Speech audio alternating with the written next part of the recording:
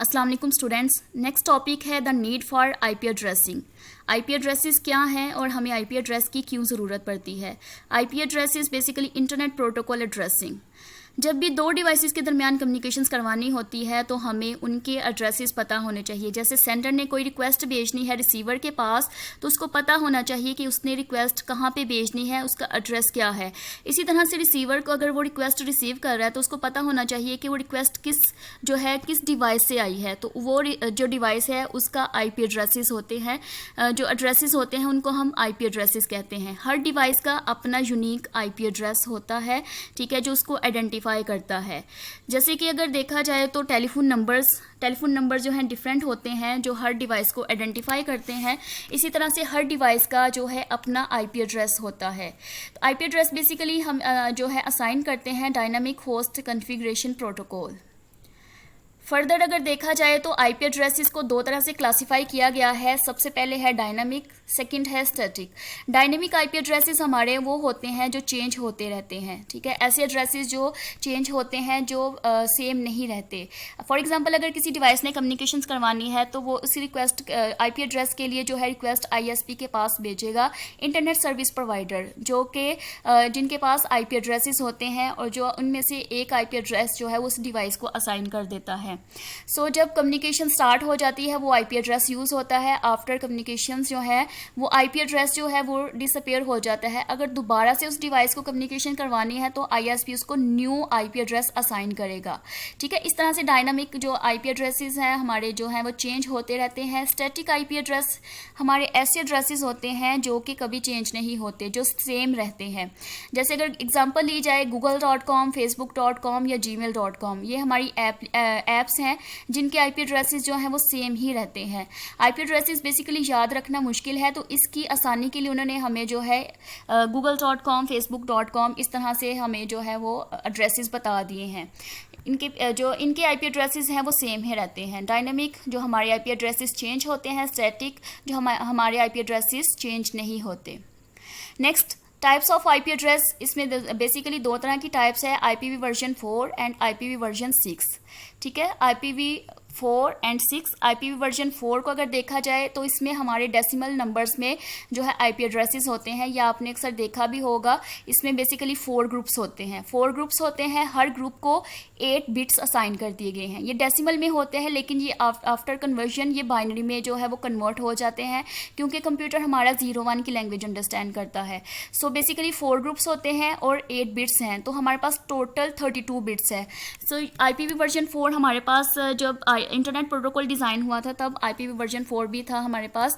तो basically IPv version 4 जो था 32 बिट्स का था और ये जस्ट 4 बिलियन डिवाइसेस को जो है आईपी एड्रेसेस असाइन कर सकता था। तो इसकी इन्हेंसमेंट के लिए आईपीवी वर्जन 6 आया। आईपीवी वर्जन 6 में जो है टोटल 8 ग्रुप्स हैं, ठीक है, और ये हेक्साडेसिमल की फॉर्म में नंबर्स होते हैं। आईपीवी वर्जन 4 में डेसिमल की फॉर्म में थे, आईपीवी वर्जन 6 में हेक्साडेसिमल की फॉर्म में जो है वो नंबर्स हैं, ठीक है। यहाँ पे टोटल 8 ग्रुप्स हैं और हर ग्रुप को जो है 16 बिट्स असाइन कर दी गई हैं। आईपीवी वर्जन 4 में टोटल 4 ग्रुप्स थे, यहाँ पे 8 ग्रुप्स हैं, ठीक है। आईपीवी वर्जन 4 में 4 ग्रुप्स थे और उनको 8 बिट्स असाइन कर दी गई थी, लेकिन यहाँ पे 8 ग्रुप्स हैं और हर ग्रुप को जो है 16 बिट्स असाइन कर दी गई हैं। तो हमारे पास टोटल 128 बिट्स आती हैं जो कि अनलिमिटेड आईपी एड्रेसेस जो हैं वो असाइन कर सकती हैं। तो बेसिकली जो है आईपीवी वर्जन 4 था वो उनके पास 32 बिट्स थी, आईपीवी वर्जन के पास 128 बिट्स हैं। नेक्स्ट हम देखा जाए तो sending HTTP request and receiving HTTP response over the internet. हम HTTP जो रिक्वेस्ट कैसे सेंड करते हैं और जो रिसीवर है उसको कैसे वो रिसीव करता है। जैसे कि एज अ क्लाइंट मैंने यहाँ पे रिक्वेस्ट भेजी है, मैं एज अ क्लाइंट यहाँ पे रिक्वेस्ट भेज रही हूँ। मैंने अगर जीमेल का अकाउंट जो है वो ओपन करना है तो मैं सिंपल जो है HTTP हमारा प्रोटोकॉल है, मैं टाइप करूँगी gmail.com, ठीक है। उसके ब्राउज़र के ऊपर HTTP है वो मैंने आपको पहले भी बताया था कि हर जो पोर्ट नंबर जो है वो डिफरेंट होता है, और ब्राउज़र का पोर्ट जो है वो ब्राउज़र का पोर्ट भी और उसका जो प्रोटोकॉल है HTTP है, ठीक है। यहाँ से रिक्वेस्ट जाएगी सर्वर के पास, इंटरनेट के थ्रू सर्वर के पास। सर्वर जो है हमारे ऐसे डिवाइसेस होती हैं जो काफ़ी दूर पड़ी होती हैं, यानी डिवाइस से काफ़ी दूर पड़ी होती हैं, लेकिन इंटरनेट के थ्रू जो है वो उसको कनेक्ट करवाता है सर्वर से। अगर तो रूट ठीक है और पैकेट जो है रिक्वेस्ट जो है वो अथेंटिक है तो सर्वर के पास जाएगी। उसके बाद जो है उसके रिस्पॉन्स में जो है जो भी रिक्वेस्ट उसने भेजी है तो वो रिक्वेस्ट को रिस्पॉन्ड करेगा और वापस जो है क्लाइंट के पास भेज देगा, जिसकी वजह से मैंने जीमेल की रिक्वेस्ट की थी तो मेरा जीमेल का जो पेज है, मेन पेज है, वो खुल जाएगा।